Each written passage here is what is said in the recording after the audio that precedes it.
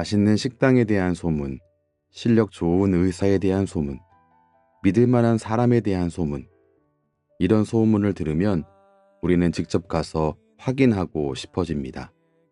그런데 오늘 우리 마음 안에도 반드시 퍼져야 할 소문이 있습니다. 이 소문은 2000년 전 온 땅에 퍼졌던 소문입니다. 그 소문이 여러분의 마음 안에 퍼져 있습니까? 오늘 우리가 함께 나눌 말씀은 마태복음 9장 14절부터 26절까지의 말씀이고, 제목은 내 안에 퍼져야 할 소문입니다.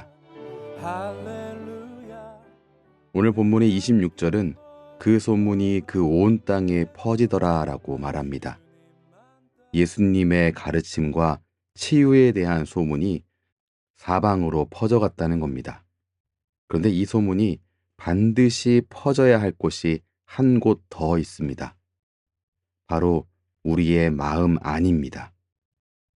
오늘 본문을 보면 예수님이 얼마나 바쁘셨는지 알 수 있습니다.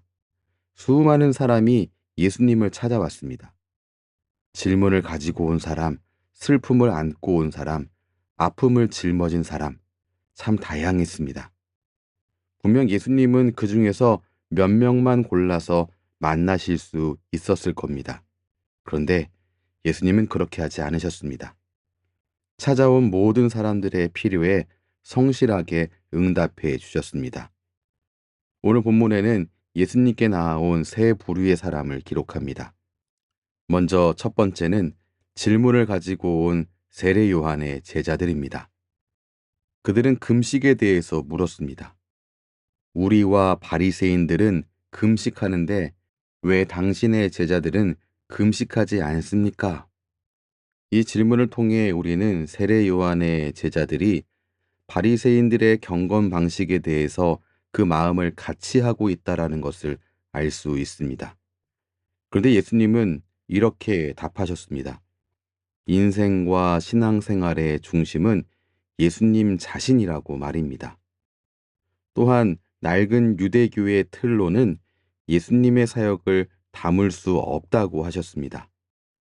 새 포도주는 새 부대에 넣어야 한다는 말씀은 예수님을 따르는 사람은 완전히 새로운 방식으로 살아야 함을 의미했습니다.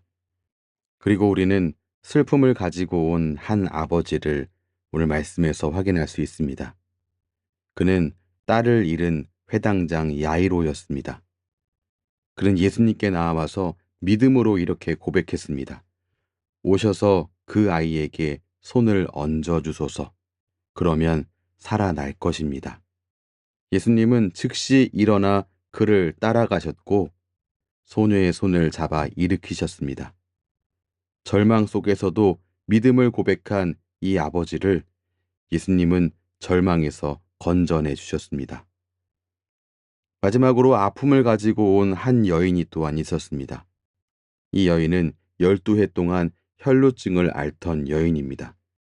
그녀가 예수님께 다가갔는데 혈루증은 단순한 질병이 아니었습니다. 율법상 부정한 사람으로 낙인 찍혀서 사회에서 격리되어야 했기 때문입니다. 나병 환자와 다를 바 없는 처지였습니다. 그런데 이 여인에게는 믿음이 있었습니다. 예수님의 겉옷만 만져도 나을 것이다라는 믿음이었습니다. 그래서 수치를 무릅쓰고 예수님께 나아가서 예수님의 옷자락을 만졌습니다. 분명 무리 속에서 예수님을 건드린 사람은 수없이 많았습니다. 하지만 12해의 고통에서 해방된 사람은 이 여인 한 명뿐이었습니다. 혼잡한 무리 속에서도 예수님은 이 여인을 만나 주셨습니다. 여러분, 이렇게 바쁘시고 높으신 예수님이 과연 나에게 관심을 가지실까? 나의 질문과 나의 슬픔과 나의 아픔에도 귀를 기울여 주실까? 혹시 망설여지십니까? 잠언 8장 17절은 분명히 말합니다.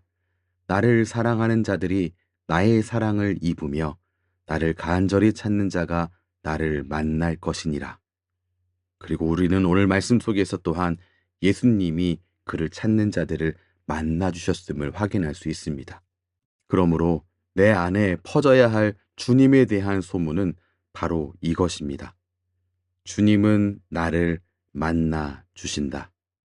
이 소문이 여러분의 마음 깊은 곳에 퍼지기를 바랍니다.